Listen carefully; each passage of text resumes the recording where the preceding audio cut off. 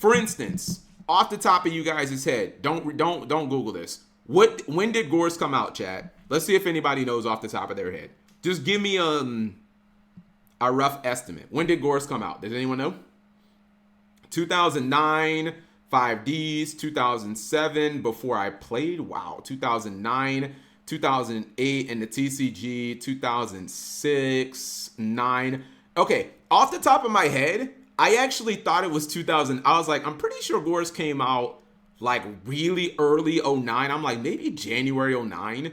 So it came out 2000. It came out, I think, November 2008 for the TCG. Here's the crazy thing, chat. Gores came out in '06 in the OCG, but like I almost didn't believe. I was like, that blew my mind. Gores came out in freaking GX in the OCG, and I was like, oh my god, this thing must have been like a literal god card when it came, which it did, which it was. The second Gores came out, every deck in the game played 3 of it, because there was like pretty much no way to counter the card. Like there was like no way to counter it because it summons in the damage step. There were almost no way, because at least in the TCG when it came out, chat, there was like Goyo Guardian and Colossal Fight. There were a few synchros that could like theoretically punish Goyo, but in the OCG there was like no way to punish it, like crush card it, or just, you know, like have crush card, I guess. In the OCG there's like no way to punish that card. So I started writing this video and I'm like, damn, this video is like a lot more OCG focused than I would have imagined, because I never took that into consideration. I never took the OCG part of like Gores into consideration. So, but what the point that I'm making, Flax, is like, when I'm doing something like this, like, I don't need my new laptop. This is just like me doing research, opening up browsers, obviously putting all my thoughts on to a document. So like, there's no reason for me to like set up the laptop and take 2 hours when I can just go ahead, start researching, and start working on the video. So I kind of have to like wait. What's it called? There was one Doom Caliber night. Yeah, that's probably true. Yeah, you're probably right. You know what? I might yeah, Doom Caliber night was super easy to get in the OCG, but for the TCG it was a prize card. You know what? I might actually document that. That was it called. Gores in GOAT. No, it wasn't GOAT format. It was GX. So it came out like right around the time that they started having Airblade Turbo chat. So they had like Stratos at 3. But like I talk about it in my video. Think about like early GX chat or like mid GX. Imagine if you go first and you have Gores in your hand. And this is like one of the things that's crazy about Yu-Gi-Oh, right? And it would never work in today's game. Could you, chat, just hypothetically pass with like, how do you punish someone if your opponent has 6 cards and they just say pass and they have Gores? There's like literally no way to punish them.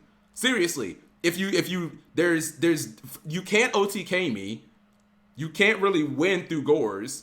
Like, if you attack, I'm going to Gores you. I'm going to get a 2700 beater, and I'm going to get a token equivalent to the monster you summoned. So, like, I'm already at advantage, even though I literally did nothing. Like, that's how insane Gores is. And if you think, well, I'll just use battle traps, like, okay, for you to get rid of Gores and a token, it has to be specifically Mirror Force, which is limited. Even if you use things like Deep Prison, you're still technically going neg.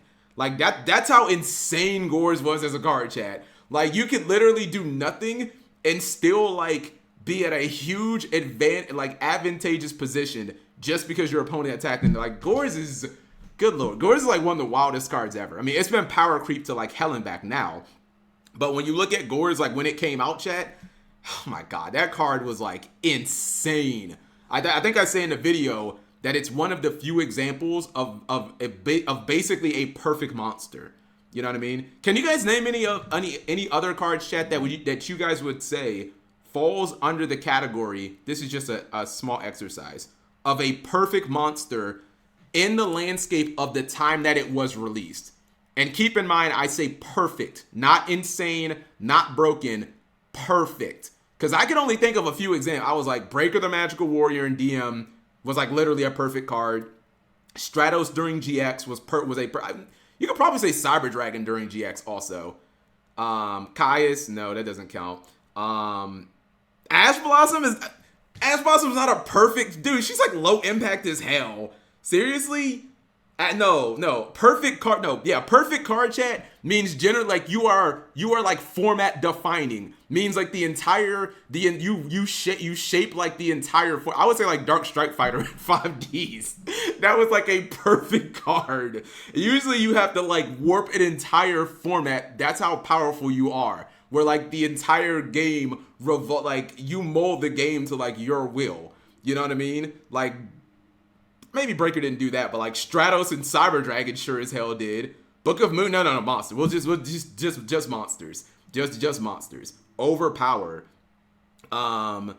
She shits on 98% of decks. And the time, are you talking about Ash Blossom or are you talking about Drident? You know what I mean? I can kind of agree with Drident because people did start playing people did unironically start playing things like My Body as a Shield when Zodiac came out. You know what I mean? So, Hauka Fibrax, Electromite, Elder Entity, Norden, Golden Lord. Come on, bro. Come on, bro. Golden Lord. How is Garura not a perfect card for this format? Cause you can for one, you can only summon it in one deck, and you don't always summon it, and even when you do summon Garura, like, does it make it doesn't even make the biggest impact. It's like cool because it gets you like a draw and a monster. Like, no, Garura is not like it's not a perfect. It's like a perfect card has to have like insane impact though. You know what I mean? You can't just look at a card and be like, this card's so good. You know what I mean? But like, are you winning games by yourself? Are you a card that like who's ever won a game because of Garura? Like maybe. I don't think we have a modern card chat. You know what I mean? I don't think we have a modern card. Dies to Bestial. Chaos Emperor Dragon and Blackluster Soldier. Is Magnum a perfect card? No, because it only banishes light and darks. And if you play against this deck, it literally is unsummonable. Well, unless they shifter you. So like I would by default automatically eliminate all Bestials. Because if you run, this is a tier 1 deck, and if you play against this tier 1 deck, all your Bestial cards are completely dead for like the entire game. So you cannot be a perfect card if you can't summon it against like another tier 1 deck. So no, Bestials are like automatically eliminated. Shifter, also eliminated. Because Shifter is terrible after turn 1. Shifter is almost unplayable if you draw it as your 7th card. Although I guess you could argue like the game of Yu-Gi-Oh is like already done by the 7th. Is the game of Yu-Gi-Oh over chat by the 7th card? That tells you like how terrible Yu-Gi-Oh is though. Like low key. By the 7th card, Yu-Gi-Oh is like already over. But like if you draw a card as the 7th card, it's like unplayable. That just, you know, Maxi is not unplayable as the 7th card. But like Shifter and Nib, those cards can be like unplayable chat against certain matchups. Where Maxi, I mean, can be, but like Maxi can win a game by itself, you know. So Blackluster Soldier and Goat. Well, I'd be looking at not what's it called. So Blackluster Soldier wasn't released in Goat format. Blackluster Soldier was released in IOC, which I think might have been 2003. And Goat format is like 2005. So you wouldn't look at a card and say, well, it's good in this format. You'd look at a card like the moment it was released, what was its impact? Dark Strike Fighter is like a great example. Card came out, warped the entire meta. They banned it instantly. Which in the TCG, if you guys don't know, Dark Strike Fighter was only legal for like not two formats. Dark Strike Fighter was only legal for like 2 months, chat. It came out in, I think, May, and it got banned in like September, or maybe it wasn't May, whenever Crimson Crisis came out. But it got banned immediately. Not 2, 3, 4, no. The card was like that strong. That's an example. You know what I mean? Anyways. Nightmare. All right. You guys, example. Should I borrow a Flunder deck for regionals next weekend? Have you played Flunder at all? Should I borrow a Flunder deck for regionals next weekend, even though I've never played the deck before? I mean, so BP, yeah, I'd agree with this card. 100%. This card literally has no down. This is an example, chat. Firewall Dragon. Someone tell me the downside of Firewall Dragon. Generic, bounce, summon monsters infinitely. Pretty solid attack, although I don't even know if I've ever seen someone attack with a Firewall Dragon.